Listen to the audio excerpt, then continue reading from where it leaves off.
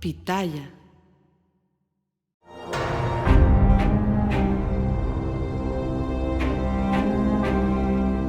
Hola, soy Anabel Hernández, periodista de investigación. Bienvenidos a un episodio más de Narcosistema. Como ustedes habrán notado, en los últimos días se ha ido confirmando lo que hemos estado planteando en estos primeros 3 episodios. Y esto no es producto de la casualidad. Esto es producto de un trabajo periodístico serio, profundo, donde he dedicado una buena parte de mi vida para indagar en las entrañas del sistema criminal, justamente para darle información a la ciudadanía y que la ciudadanía pueda entender exactamente qué es lo que sucede en su entorno.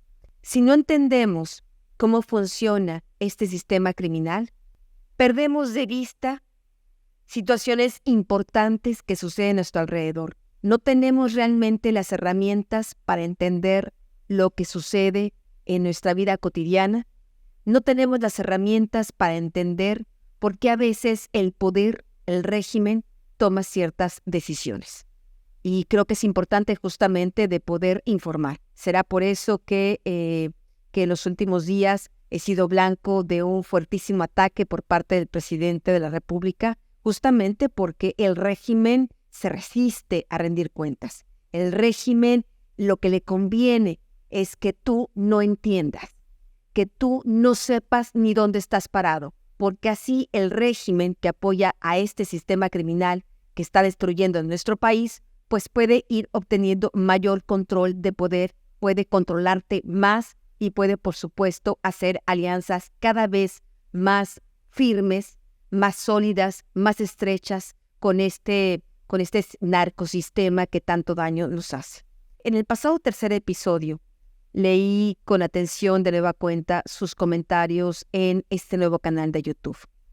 Y quiero detenerme en una idea expresada por un miembro de la audiencia.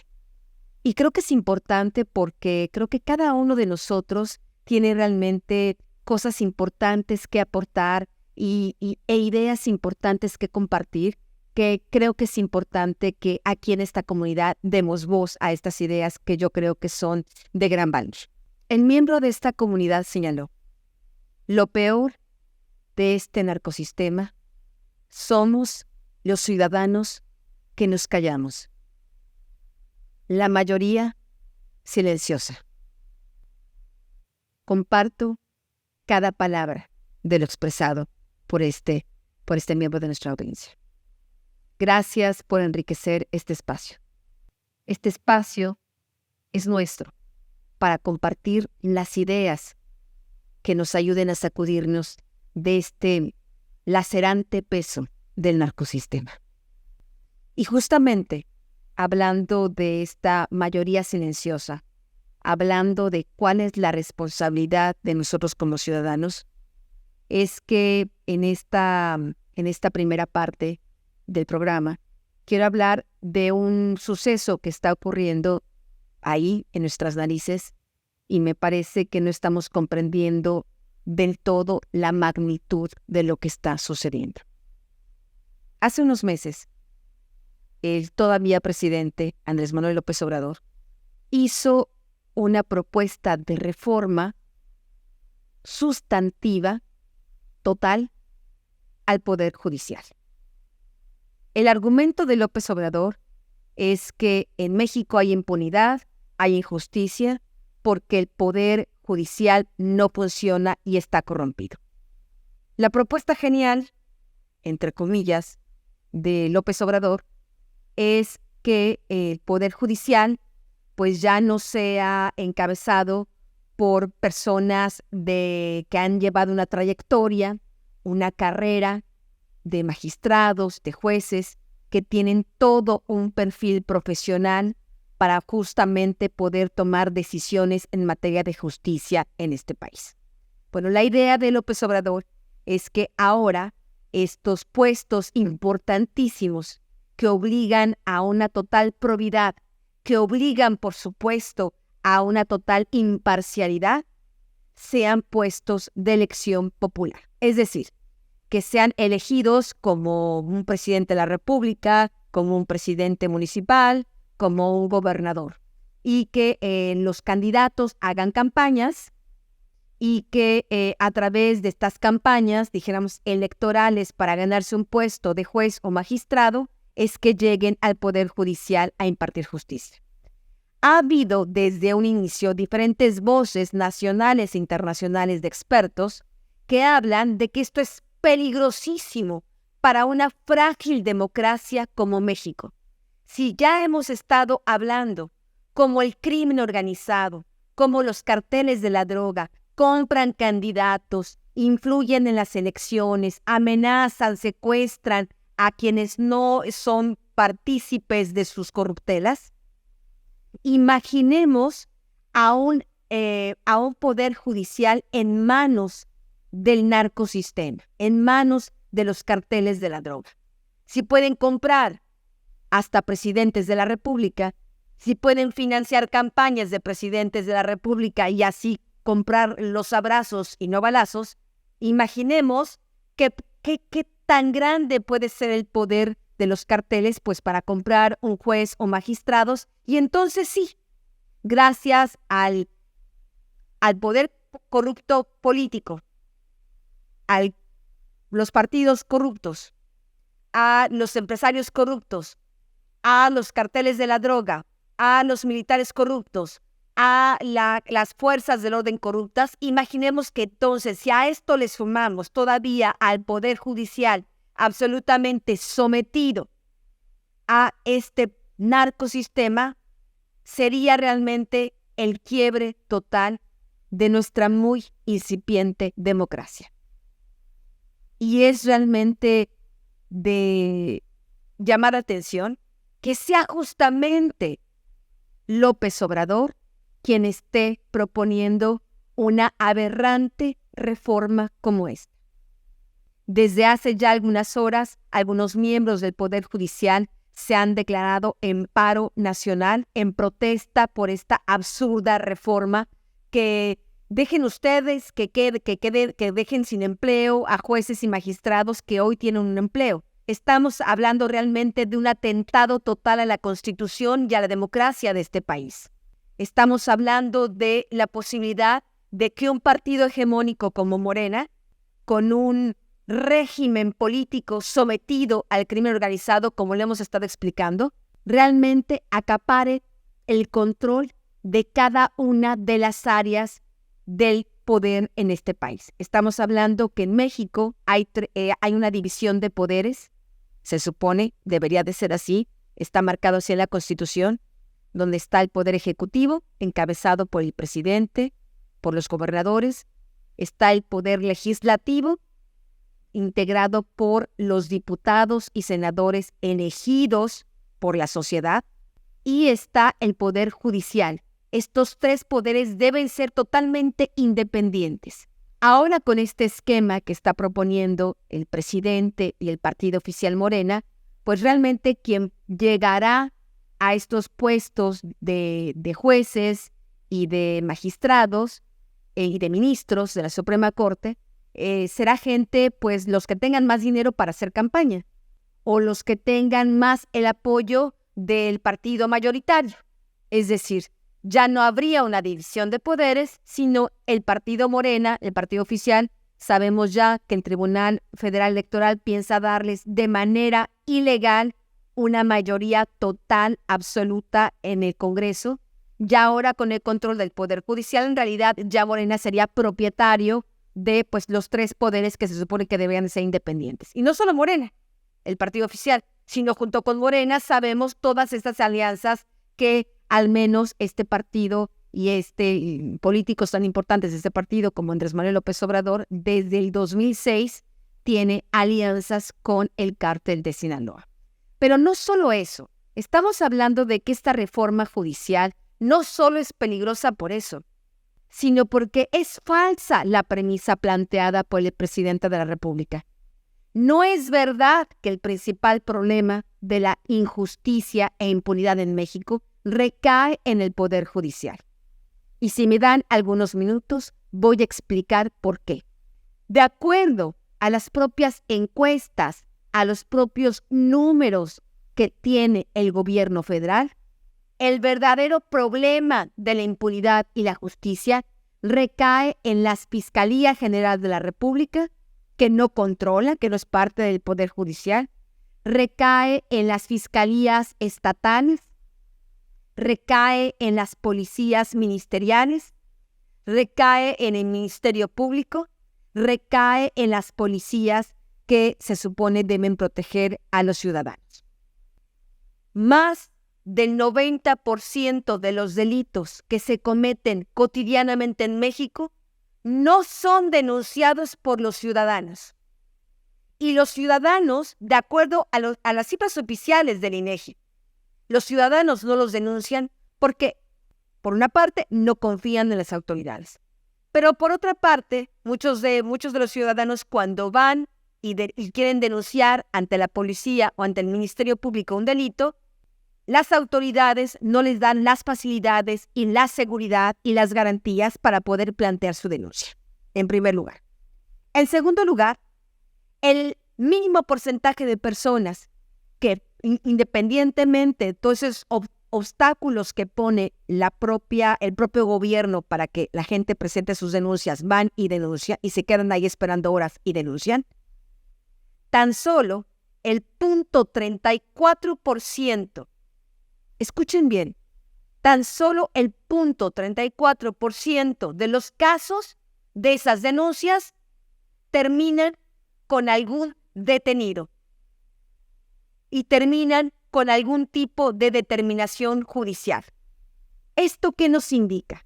Que en realidad, dijéramos, si tuviéramos que tomar o en porcentajes de quién es la responsabilidad de las fallas en la justicia en México, de las altas tasas de impunidad, dijéramos que de responsabilidad del Poder Judicial es el 0.34%, porque esos son los únicos casos que las fiscalías llevan ante un juez para que un juez pueda determinar si este es inocente o si es culpable, o llegar a una reparación de daño o invitar a las partes a que lleguen a algún acuerdo pacífico.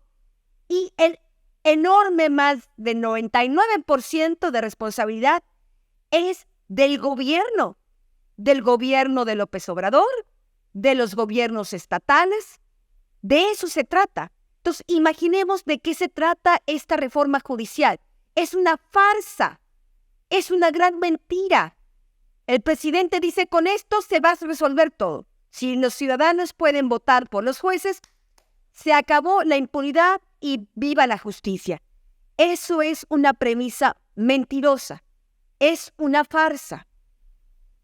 Mientras sigan existiendo estas fiscalías corruptas, como la Fiscalía General de la República y las fiscalías estatales, mientras siga habiendo ministerios públicos corruptos, mientras siga habiendo policías que torturan, que siembran pruebas, que siembran droga, que siembran armas para armar sus casos ante un juez, por supuesto un juez, ¿qué va a hacer? Pues les va a mandar a su casa, les va a decir, yo no puedo darte una orden de aprehensión, yo no puedo condenar a una persona que has torturado.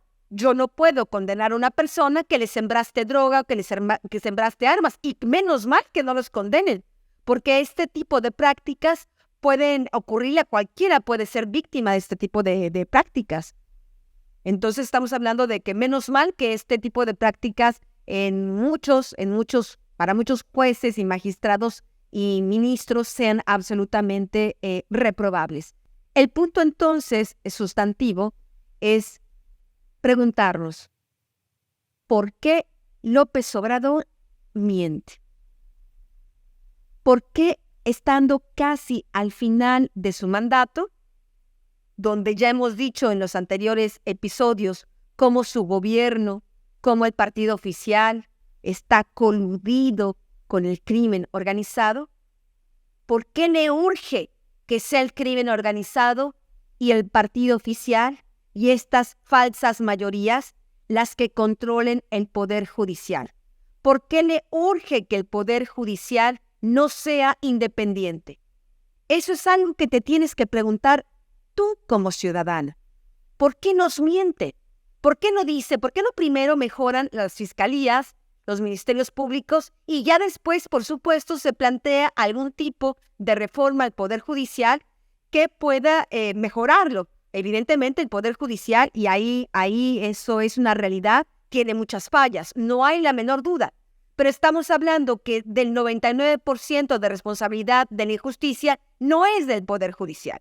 En este punto, 34% de casos que realmente llegan ante un juez, hay fallas, que tiene que mejorarse sin duda alguna, pero esta no es la forma.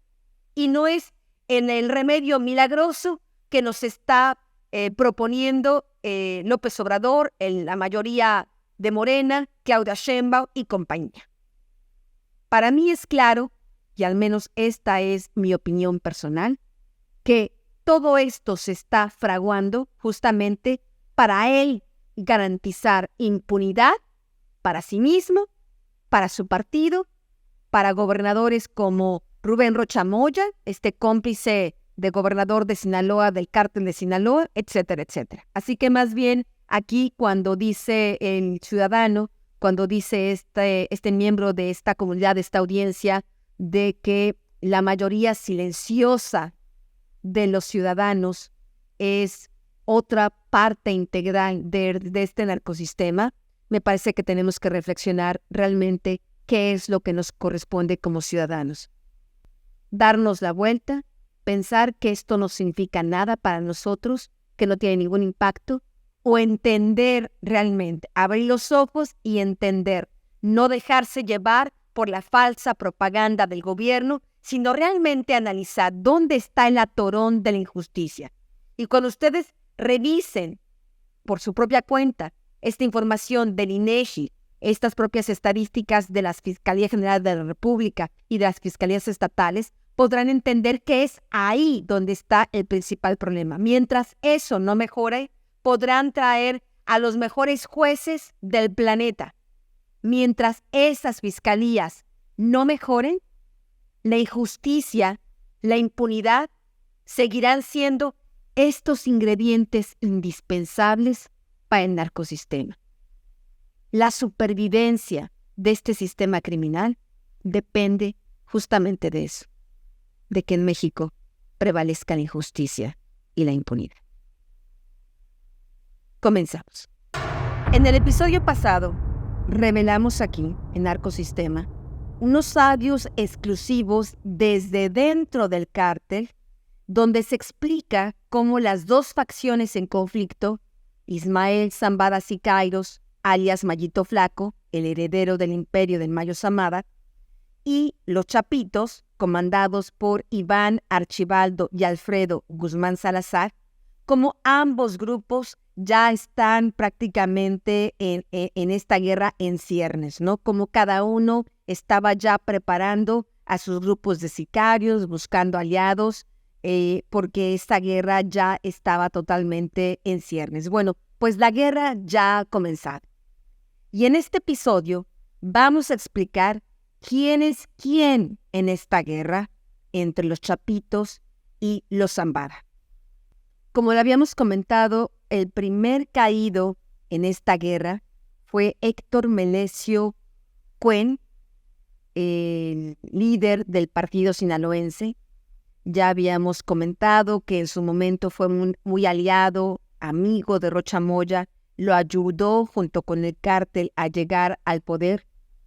En la carta del Mayo Zambada supimos que justamente el Mayo Zambada cayó en la trampa de los Chapitos porque le dijeron que iba a estar en la reunión, pues su amigo Rocha Moya y su amigo Cuen.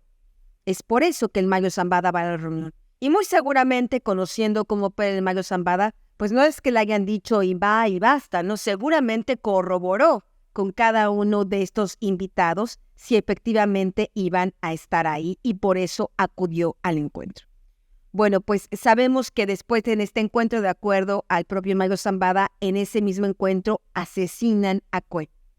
Lo raro es que el gobernador Rocha Moya y la Fiscalía de Sinaloa habían dicho que no, que supuestamente Cuen había sido asesinado en un intento de robo de automóvil horas después, por la noche, en una gasolinera.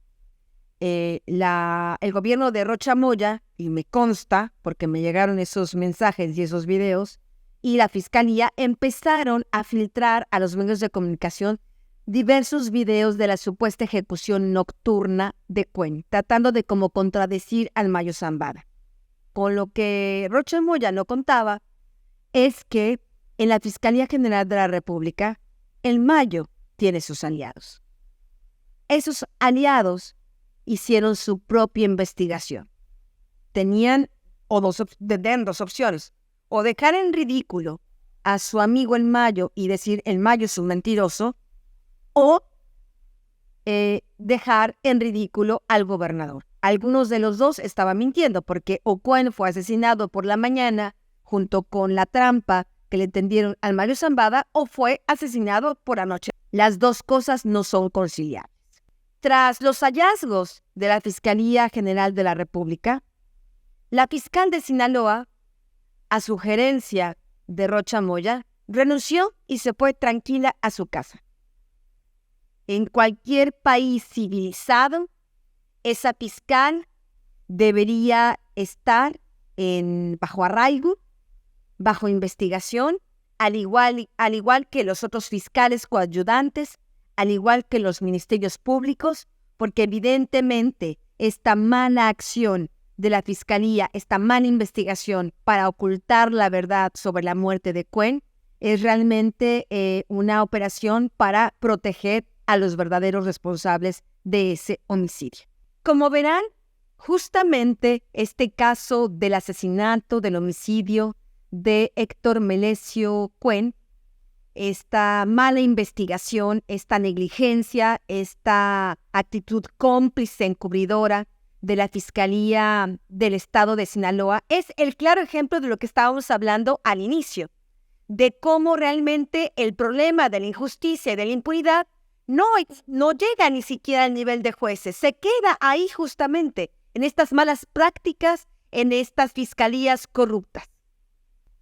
En cualquier país con un poco de vergüenza, el gobernador de Sinaloa o estaría también acompañando a la fiscal en el arraigo o en el arresto, o estaría realmente ya fuera del cargo, sometido a las autoridades. Es escandaloso que en vez de que esto esté pasando, veamos todavía a un cínico gobernador pidiendo a los carteles que por favor no se estén matando, cuando él mismo ha sido cómplice de esa violencia al entregar el Estado a manos de estos criminales. Lo que finalmente la Fiscalía General de la República descubre es que la Fiscalía de Sinaloa manipuló toda la información, manipuló el caso, no cuidó las pruebas, no levantó testimonios, no levantó pruebas periciales y sobre todo se deshizo de la prueba principal, que es el cuerpo del delito, que es prácticamente el cuerpo, el cadáver de Cuen. Extrañamente se presionó a la familia de Cuen para que incineraran su cuerpo. De este modo no se puede saber realmente cuántos disparos tuvo, no se puede saber realmente en qué hora murió, no se puede saber la mecánica de los disparos, la mecánica de cómo estaba su cuerpo cuando finalmente cae muerto, porque todo el cadáver te habla en sí mismo de todas esas cosas. Por eso en muchos de estos crímenes de Estado, lo primero que hacen desaparecer son los cuerpos, como en el caso de los 43 estudiantes de Ayotzinapa. ¿Por qué nunca se encontraron sus cuerpos? Porque los cadáveres podrían realmente delatar a los verdaderos responsables. Es por eso que el cadáver de Cuen, de manera muy extraña, fue incinerado. Todas estas anomalías, todas estas violaciones a la ley, cometidas por los médicos forenses, cometidas por el Ministerio Público, cometidas por la fiscal de Sinaloa, ¿qué implica?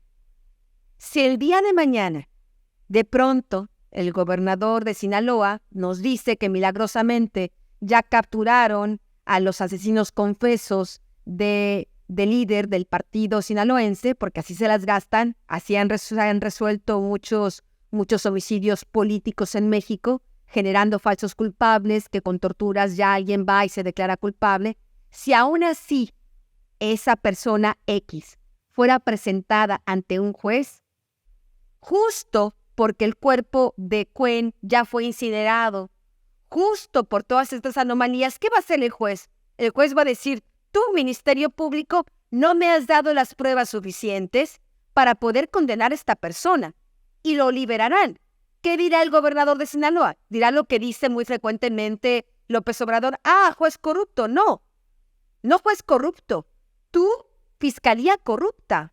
Tú, Ministerio Público corrupto, que no hiciste tu trabajo, y al no hacer bien tu trabajo, propiciaste que tal vez un culpable haya sido liberado, pero ahí no es culpa del juez, sino sería culpa directamente del gobierno. Por eso reitero que esta falsa promesa de que la reforma judicial propuesta por López Obrador será la varita mágica que va a solucionar los problemas es falsa. Y el caso, por ejemplo, emblemático y muy reciente del asesinato de Cuen es muy claro y explica claramente la falsa premisa del partido oficial de López Obrador y de este clan que forma parte del narcosistema.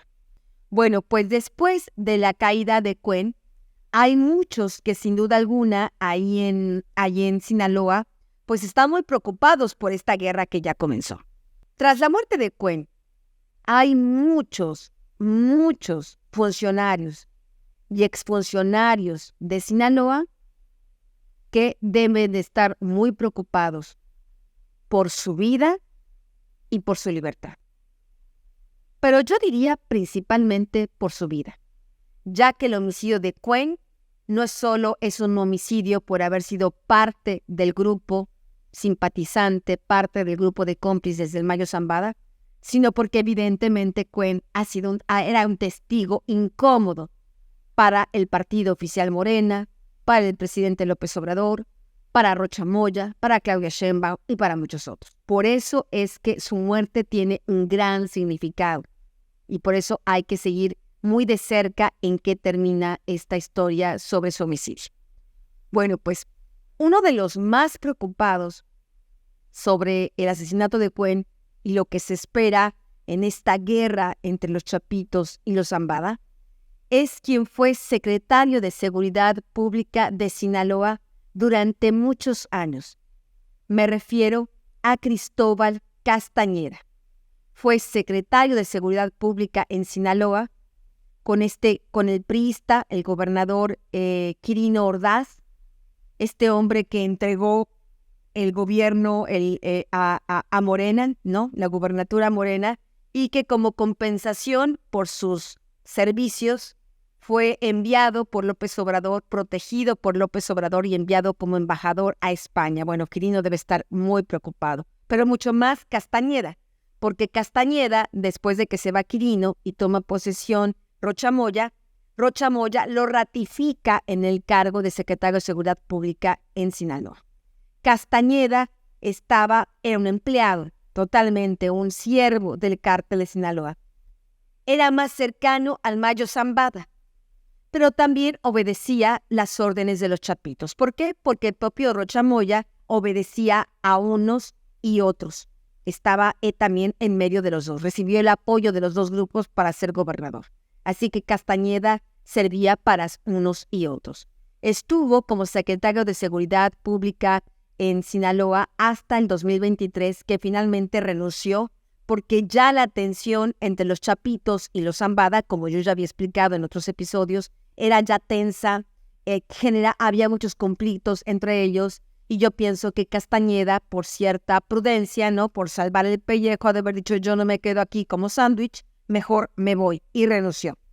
Castañeda debería de ser otro de los que debería de estar siendo investigado, repito, si hubiera algún tipo de pudor, de algún tipo de legalidad en el país. Si no hubiera el narcosistema que existe. Si no hubiera el narcosistema que existe, Castañeda debería ser pues también detenido e investigado.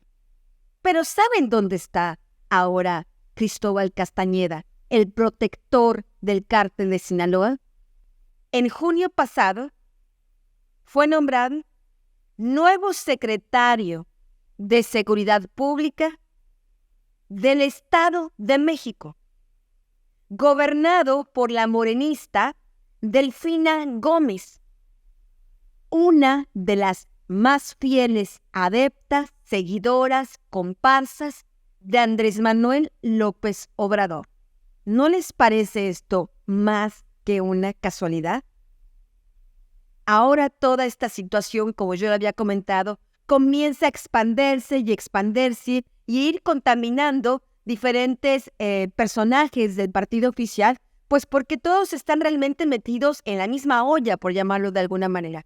¿Cómo es posible que esta gobernadora, aún con los antecedentes de Castañeda, porque ella no podrá decir, yo no sabía, yo esto de Castañeda lo publiqué en el 2023, lo publiqué en abril de 2024 en mi libro La Historia Secreta. Y aún así, en junio de este año, la señora gobernadora del Estado de México le da este cargo importantísimo. Estamos hablando que el Estado de México es la entidad más poblada de todo el país. Bueno, pues ahora en esta entidad donde viven millones y millones de personas, está como responsable de la seguridad pública uno de los siervos del cártel de Sinaloa.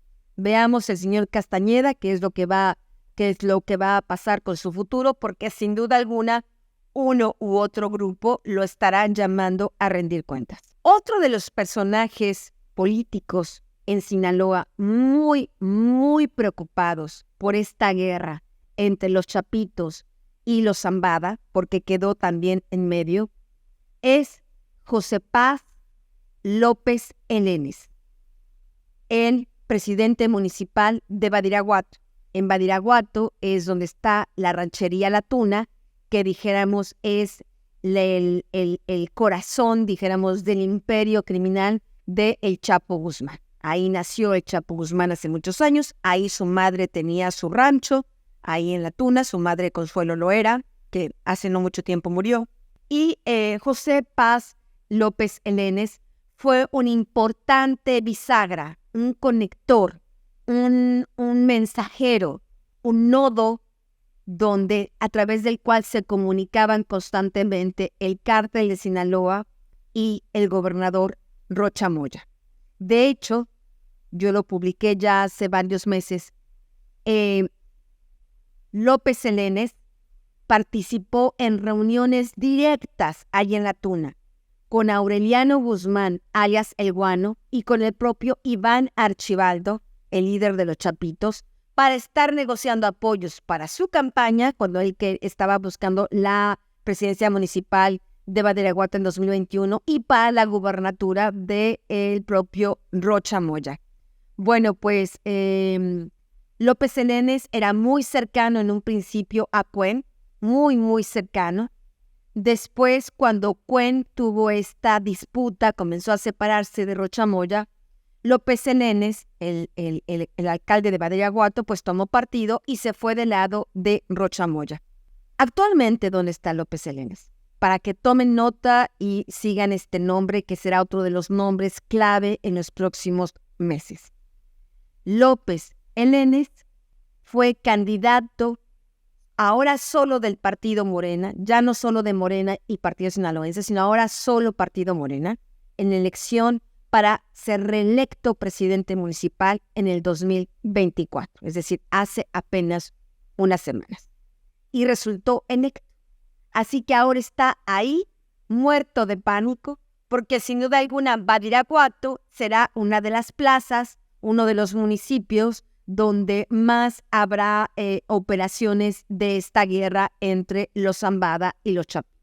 Y por supuesto, y se los adelanto aquí, López Elenes está siendo ya desde hace más de un año investigado por el gobierno de Estados Unidos. Yo pude hablar directamente con un testigo directo que lo conoció, que lo vio, que le consta que López Elenes es parte de este narcosistema y ya el gobierno de Estados Unidos lo tiene muy vigilado, al igual que Castañeda.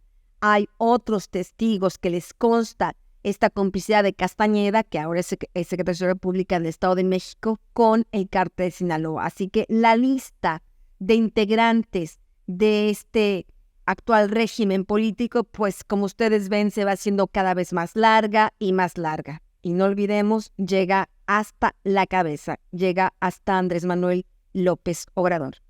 Y mientras todos estos políticos y funcionarios públicos pues tiemblan porque se quedaron en medio de la disputa, los Zambada y los Chapitos preparan sus ejércitos.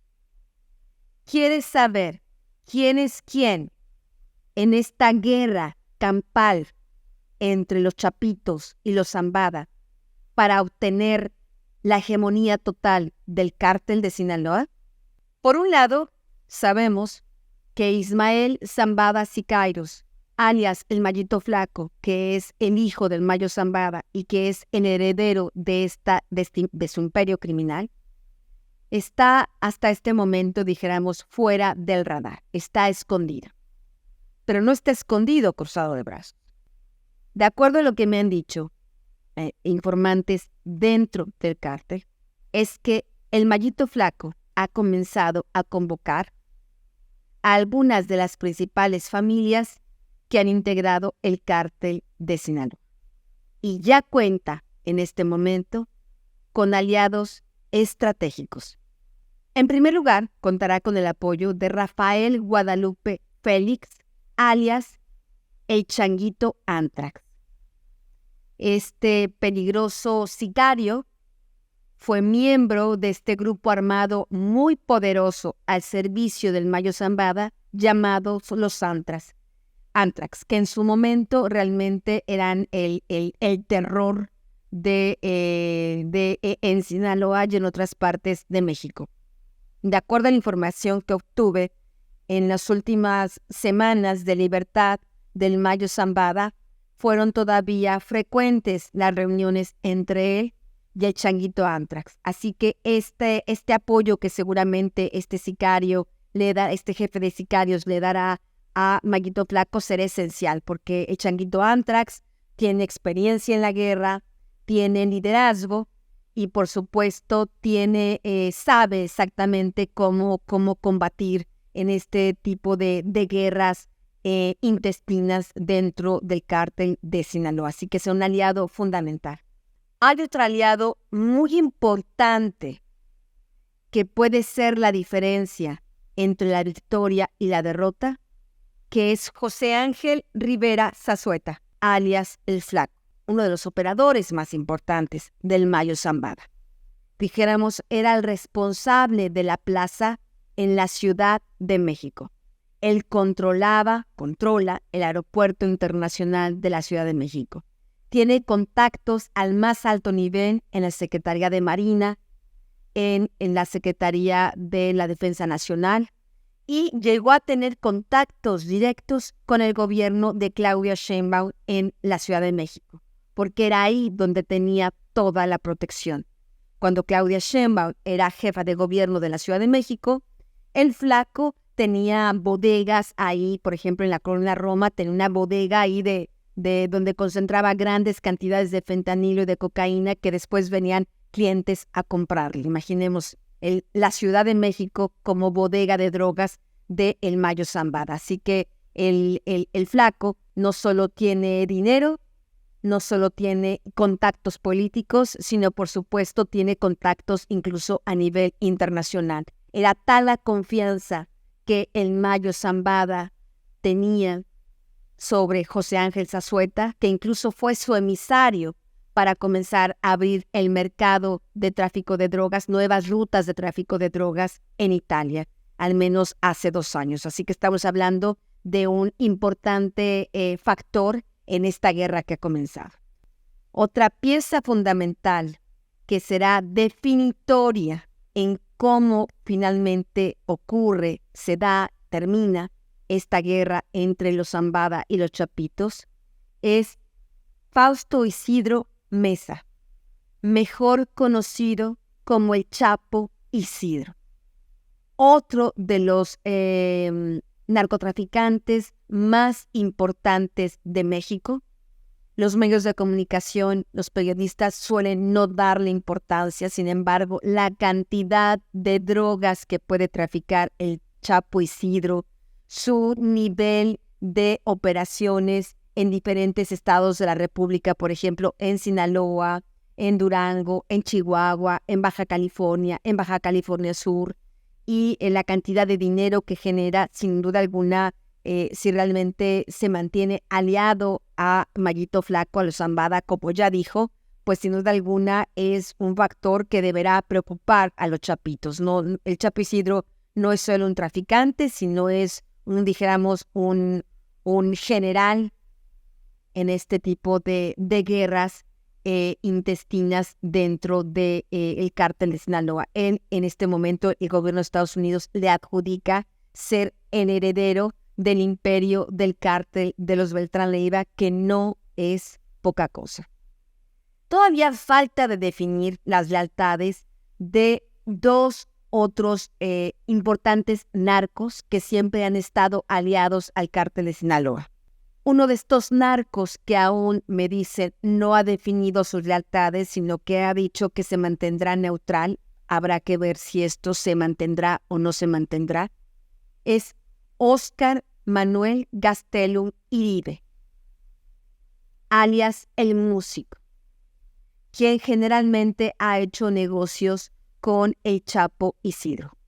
Bueno, pues este es uno de los, también otro de los principales narcotraficantes mexicanos que no llama la atención de los medios de comunicación. Sin embargo, es muy importante por las cantidades de dinero que genera el tráfico ilegal de drogas que él encabeza. Él tiene sus rutas, tiene sus propios clientes, tiene sus propios canales de distribución. Realmente es un narcotraficante importante. Él, según me afirman fuentes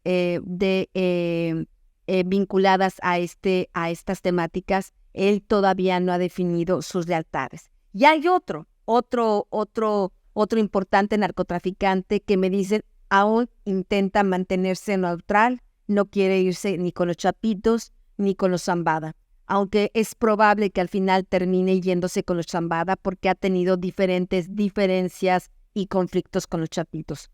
Estoy hablando nada más y nada menos que José Gil Caro, el sobrino de aquel tristemente célebre narcotraficante Rafael Caro Quintero. José Gil Caro es conocido como el líder del cártel de Caborca, tiene su principal zona de operaciones en Sonora y es un narcotraficante realmente muy importante también.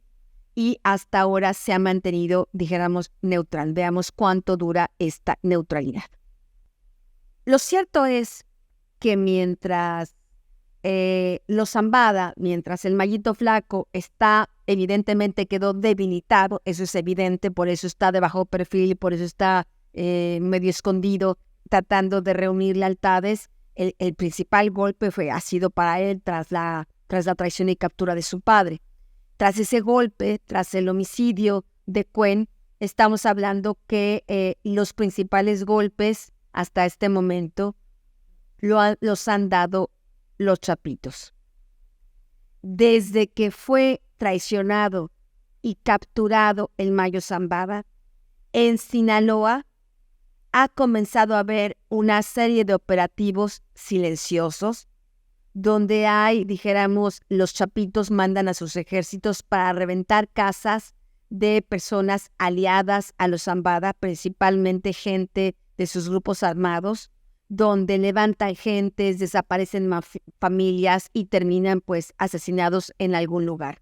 Como el gobernador Rocha Moya ha pedido a los Chapitos desde hace años, hagan lo que quieran, pero por favor no me dejen los muertos en la calle, pues es por eso que en este momento en Sinaloa no se ven los cuerpos balaceados, pues porque, dijéramos, los Chapitos están llevando a esta guerra, dijéramos, soterrada, ¿no? De manera silenciosa, aunque muy, muy violenta, de acuerdo a los registros que comienzan a darse.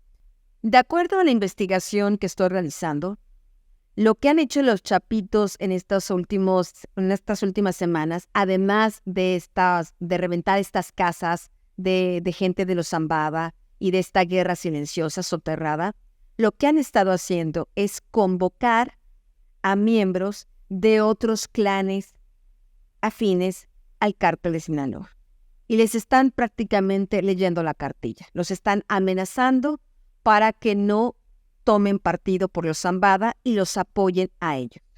Prácticamente, pues los están amenazando de muerte.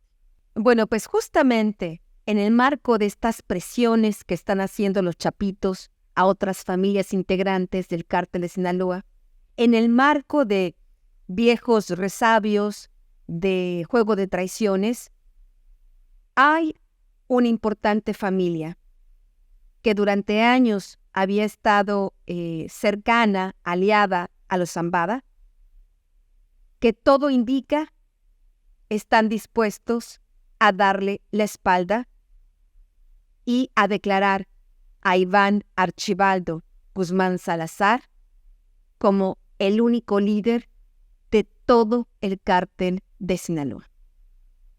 Estamos hablando de los hermanos Cabrera Saravia, que tienen, dijéramos, su coto de poder, tienen prácticamente una buena parte del control de Durango y otras partes de México. Son una familia de narcotraficantes que ha sido muy importante en el cártel de Sinaloa durante varios lustros. Durante mucho tiempo fueron aliados del Mayo Zambada, pero de acuerdo a la información con la que cuento, al menos en este momento, recordemos que en este sistema criminal las alianzas y no alianzas van cambiando constantemente, pero al menos hasta este momento me informan que efectivamente los Cabrera Saravia, al menos de palabra, ya le habrían dicho a Iván que está bien, que ellos se unirán a los chapitos en contra de los Zambada. Esto realmente estamos hablando de una situación muy grave para el Mayito Flaco, que por más que intente buscar alianzas y ya ha conseguido algunas, si alguien tan importante, una familia tan importante como la de los Cabrera Saravia, realmente termina concretando la traición a los Zambada, realmente será un golpe muy fuerte para el Mayito Flaco. Será difícil que el hijo del Mayo Zambada pueda reponerse a una traición de este tamaño. De hecho, me dicen que en este momento Ismael Zambada Siqueiros no se encuentra ya en Sinaloa. Me dicen que en este momento, justamente para hacer estas operaciones de estar llamando, haciendo citas, de estar buscando aliados, se ha desplazado a Baja California. Me dicen que en este momento al menos es ahí el lugar donde se estaría sintiendo seguro. Sin embargo, pues los chapitos están comenzando a ser como los apestados porque aunque muchos están cediendo a sus presiones, no piensan que esta traición al Mayo Zambada haya sido, dijéramos, una cosa justa. Porque incluso dentro de estos mismos clanes criminales, aunque ustedes no lo crean, existen determinadas reglas que no se pueden romper. Esta traición que hacen contra el Mayo, para muchos es una de esas reglas que no se podían romper. Bueno, pues aún así muchos han tenido que aceptar las presiones de los chapitos, pues porque los conocen. Los chapitos en el 2016-2017 emprendieron una guerra brutal contra una familia que había sido unos de los más allegados a su padre, el Chapo Guzmán. Me refiero a la familia de Dámaso López Núñez, alias el licenciado, el papá de Minilic, que ya habíamos comentado de él en otros episodios. Bueno, pues los chapitos, aunque habían sido amigos, aliados, compadres de Dámaso, cuando piensan que Dámaso quiere disputarles a ellos la facción, el reino, dijéramos, de el Chapo Guzmán, los chapitos hacen una acción de exterminio. Asesinaron a miembros de la propia familia de Dámaso, exterminaron sus casas, se apropiaron de sus propiedades, incluso de los negocios legales que había construido Dámaso, evidentemente con dinero ilegal, también se apropiaron de ellos los chapitos. Por eso, no sé si recordarán, que hablamos también aquí de cómo en los primeros días después de la traición al Mayo Zambada hubo esta destrucción a lo que era la capilla de la familia de Dámaso López Núñez, donde estaba el cuerpo de su hermano, donde estaba el cuerpo de sus familiares. Fue totalmente destruida como parte de esta estrategia de los Chapitos de aterrorizar a otras familias del cártel de Sinaloa. Así que, con esta estrategia de terror, los Chapitos han logrado, allegarse de aliados. Veamos estos aliados que están poco convencidos cuánto tiempo duran vivos y cuánto tiempo duran del lado de los Chapitos. Lo cierto es que los Chapitos, si lo comparamos con los Zambada, tienen en la mayor cantidad de dinero y la mayor cantidad en este momento de alianzas políticas y tienen la mayor cantidad, evidentemente, de sicarios y de ejércitos. Estamos hablando de cientos de sicarios al servicio de los Chapitos. Eso se vio, por ejemplo, en el 2019 con el llamado Culiacanazo, cuando el ejército detiene a Ovidio Guzmán López, alias El Ratón, por una operación dirigida por el gobierno de Estados Unidos, por la DEA, si no me equivoco. Ahí salieron como cucarachas, decenas y decenas de sicarios a combatir a favor de los Chapitos. Esa solo fue una pequeña muestra de la capacidad armada de los Chapitos y sobre todo la capacidad de organización y de control territorial. Los Chapitos llegaron a formar, a integrar un ejército de sicarios conocidos como los Ninis, que fueron quienes encabezaron ese, dijéramos, operativo del Culiacanazo en 2019. El comandante de este ejército de sicarios era Néstor Isidro Pérez Salas, alias el Nini. Por eso su ejército le decían los Ninis. Bueno, Néstor Isidro Pérez Salas fue detenido en el 2023 y fue extraditado a Estados Unidos en 2024. Por cierto, de acuerdo a la información que tengo, Néstor Isidro Pérez Salas, incluso desde antes de ser detenido en México, ya estaba en pláticas con el gobierno de Estados Unidos para entregarse y para hacerse testigo colaborador. Seguramente ya en las próximas semanas podremos conocer que efectivamente Néstor Isidro firma el acuerdo de culpabilidad y estará colaborando. De nuevo, pondrá a temblar a Castañeda, el ahora secretario de Seguridad Pública del Estado de México, a Rocha Moya, a Paz Elenes, y a los propios hijos del presidente López Obrador. Recordemos que cuando los hijos del presidente fueron a visitar ahí de fiesta a Iván Archibaldo, uno de los testigos de esas fiestas, de ese compartir entre los hijos del presidente y los hijos de Chapo Guzmán, fue justamente Néstor Isidro Pérez Salas, que tendrá muchas historias que contar al gobierno de Estados Unidos. Y que nadie se equivoque, en Estados Unidos las pruebas testimoniales son la prueba madre en este tipo de juicios sobre crimen organizado y carteles de la droga. Y eso está totalmente avalado por el Departamento de Justicia.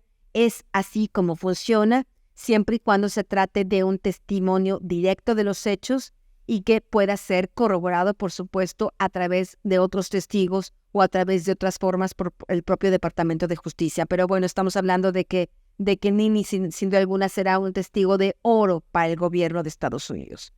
Pero como el Nini ya está detenido, dijéramos, ya no es el líder de los ejércitos de los Chapitos, ¿quieres saber quién es el actual líder de esos ejércitos de sicarios al servicio de los Chapitos? Estamos hablando de que en lugar del Nini, como jefe de sicarios, quedó Óscar Noé Medina, alias El Panu, quien es compadre del propio Iván Archibaldo, el líder de los Chapitos, y quien es ahora, dijéramos, el jefe de los ejércitos. Junto con él está Jorge Humberto Figueroa, alias El 27, que es otro de los importantes jefes de sicarios, que será uno de, sin duda alguna, de los que está organizando estos operativos en contra de los Zambada, y estamos hablando realmente que es una pieza fundamental en esta guerra que ya comenzó. Pero hay dos mentes, dos integrantes fundamentales por parte de los Chapitos. Hay quienes incluso afirman, y eso lo he podido corroborar con un informante relacionado a todo este operativo para capturar al Mayo Zambada, para establecer contacto con los Chapitos, que me habla de que efectivamente estos dos personajes de los que tampoco nadie habla, nadie presta atención, pero de los cuales yo ya revelé sus identidades en el libro de la historia secreta y lo hago ahora en este episodio de Narcosistema, es José Ángel y Jorge Canovio. Son dos jóvenes sinaloenses, estamos hablando que tienen entre 40 y 42 años, son de edades muy similares a las de los Chapitos, y estos dos personajes son, dijéramos, la mente criminal detrás de los Chapitos. Y no solo me refiero a que son los principales estrategas en el tráfico de fentanilo, en la producción, en la distribución de los laboratorios, en el diseño de las rutas de tráfico de droga, en la obtención de los precursores químicos, sino me afirman que estos dos hermanos, los Canovio, registren bien el nombre, los Canovio, son todavía más violentos y sanguinarios que el propio Iván y Alfredo Guzmán Salazar. Hay quienes aseguran que si en algún momento los hermanos Guzmán cayeran, fueran detenidos o fueran asesinados, quienes los relevarán en el imperio, quienes se llegarían a quedar con el imperio de Joaquín Guzmán Loera, el Chapo Guzmán, sería justamente estos dos hermanos Canovio. A José Ángel se le conoce también como el Güerito. Otros dos personajes, dijéramos, no tan importantes, secundarios, pero que sin duda alguna son relevantes por su violencia y por también ser jefes de sicarios, es un sujeto llamado Marcos Eduardo Castillo, alias Marquitos Toys, y otro sujeto llamado Mario Alberto Castro Cárdenas, alias El Castor. Estos dos son narcotraficantes, son del ala de los Chapitos, algunos de los principales jóvenes, muy jóvenes narcotraficantes de fentanilo.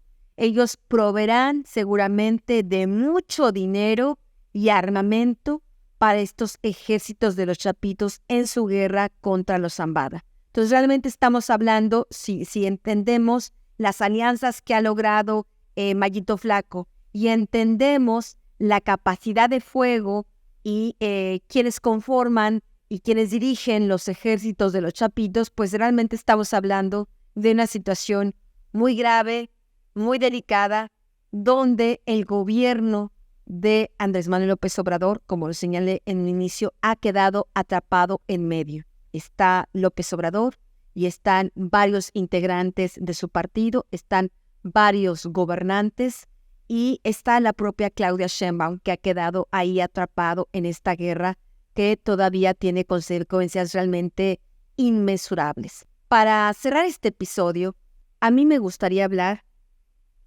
del segundo golpe estratégico dado a los Zambada después de la muerte de Cuen y de la traición y captura del Mayo Zambada.